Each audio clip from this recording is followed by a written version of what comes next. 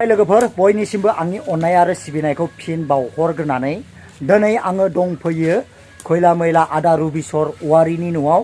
दा आदा रुबिसर औवारिनि न'आव आङो मानो फैदों होनोब्ला आङो मोनसे बिथांनियाव जोबोद मोजां मोनसे बुस्थु नुनानै मोनदों।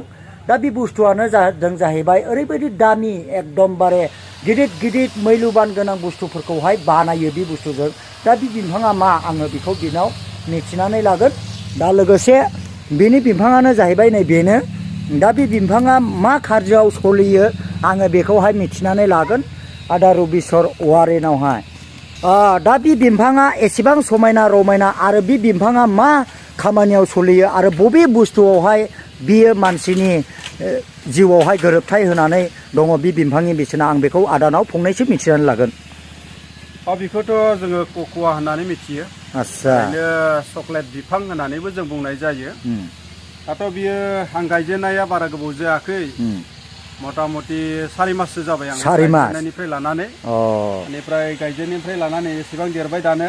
4 मासावहाय बेबायदि देरबाय आरो नै बिराद मोजां नै 4 मासल' बियो बिफाङा ओरैबायदि मोजां समायना जाबाय नै।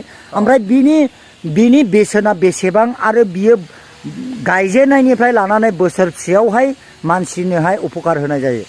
बेखौथ' जोङो जेब्ला गायनो थाखाय हाबाफारि लादोंमोन जों एसे सोंनायबो जादोंमोन। जाया नार्सारि खालामो बिथांनाव जों सोंदोंमोन। बिथाङा बुंदों बेखौ गायजेननायनिफ्राय लानानै बोसोरथाम, जेब्ला बोसोरथाम जागोन बे बिफाङा, आरो बे कक'वा बिफाङा जेब्ला गायजेननायनिफ्राय बोसोरथाम जायो अब्लानो बियो फिथाइ थायनो हमजेनो होनना बुंदों। आरो बियो जोंनि मथा मथि BTC आवहाय माने आसामाव बियो बोसोरावहाय खनथामसिम फिथाइ थायो। आच्छा, बोसोरावहाय खनथाम फिथाइखौहाय बोखांनो मोनगोन? बोखांनो मोनो, नन स्टप जायो। जों नायबाय बिनि फिथाइखौ, माने नन स्टप बियो फिथाइ थायो। ओमफ्राय दा जोङो जोबोद मोजां मोनदों बे आबादफोरखौ मावनानै। नायनोसै, जों मिथिदों माने बोसोरथाम जेब्ला जायो अब्लानो जों बिनि जि प्रडाक्ट फिथाइखौ जों खानो मोनजेनगोन, बिनि फिथाइखौ जों मोनजाजेनगोन। आरो जों मिथिनायावहाय बिनि जि फिथाइ बे खोब गुन गोनां खामानिफोराव बाहायजायो। जेरैहाय दाम गोसा चक्लेटफोर, बेबायदिनो दाम गोसा केकफोर, जायफोरा गिदिर गिदिर थाखा फैसा दंजायो बिथांमोना बे दाम गोसा केकखौ बायना जानो हायो।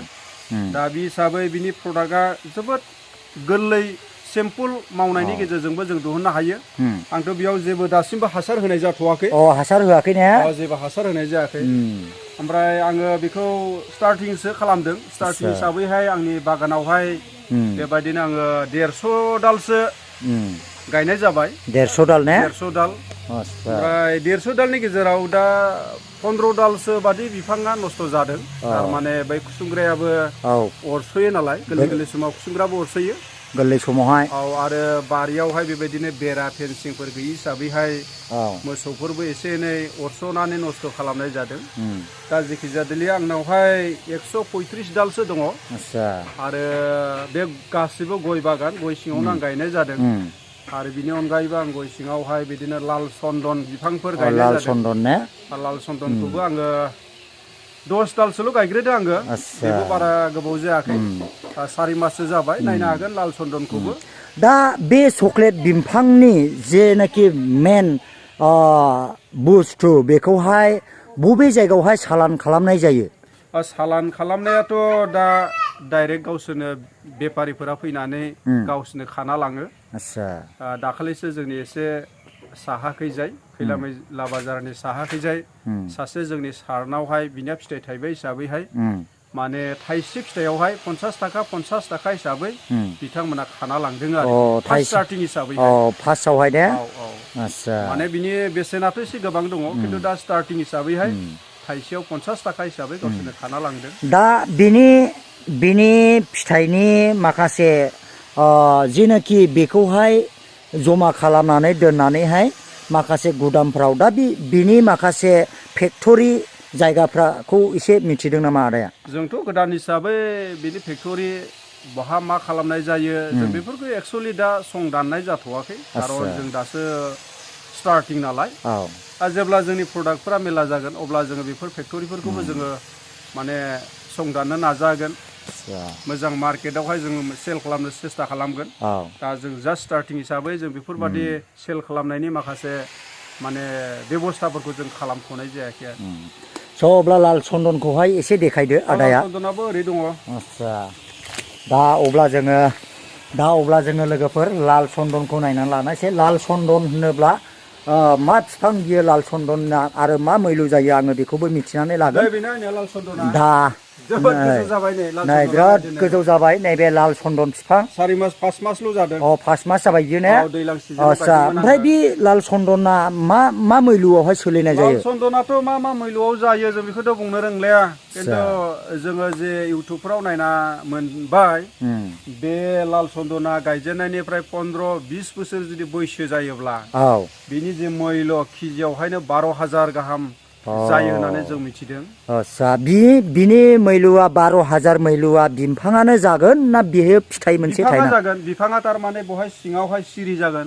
आदसा माने गोजा एकदमबारे रं पुरा गोजा सिरि जागोन आरो बे सिरिया किल'आवहायनो 12,000 सिमहालागै जोंनि इण्डियान मार्केटावहाय दं होननानै बा जागोन होननानै जों मिथिगौ आरोखि दा बेसेसिम जों इसेसिम मोनहैगोन ना मोनहैया जों बेखौ बुंनो रोङा खिन्थु अब्लाबो जोङो आबादारि हिसाबै जोंनि मावनांगौखौ जों मावदों खारन बेफोर आबादखौ मावनायाव बांद्राय खस्थ'बो जाया माने बारि सिंफ्रावनो गायनो हायो दा नोङो बेबायदि आबाद खेथि मावनानैहाय गोसोआवहाय माबायदि थुलुंगानाय मोनदों आदा जोंथ' बिराद खुसि गोजोननाय मोनदों गावनि हायावनो गोसोबायदि आबाद मावगोन मोनसे समाव जोंहा मोनसे थांखि दङ जेब्ला बोरायगोन जों मावनो हाया जाहैगोन अब्ला जोङो बेफोरबायदि आबादफोरखौनो फाननानैब्लाबो जों माने सोलिनो हागोन दा माखासे सुबुंफोर बेखार बेबायदिनो माखासे गाव गावनि हायावहाय बेखारफोर बेबायदि दोननाय बैफोरबायदि सुबुंफोरखौहाय मा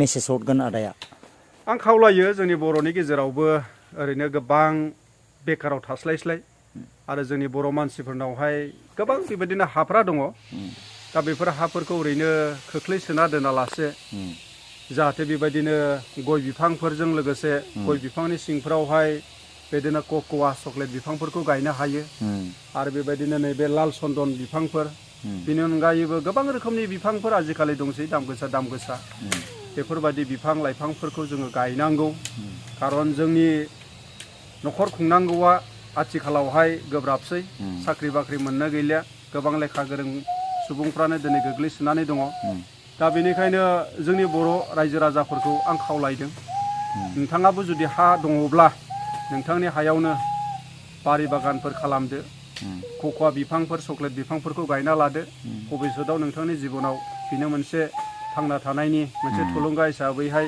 नोंथांखौ हेफाजाब होगोन आं बेखौ खावलायनाय जाबाय आरो गोबां खोथा सोंनायनि फिन होनायनि थाखाय आदानिसिम रोजा रोजा साबायखर बावनाय थाबाय थेंक इउ आदा हामबायसै दा नै बेबायदि बिफाङा 4 मासावनो बेबायदि कक'वा बिफां चक्लेटना ओरैबायदि देरबाय नै दा बियो जाहैबाय 4 बोसोरल' जादों आरोखि ना लोगोफोर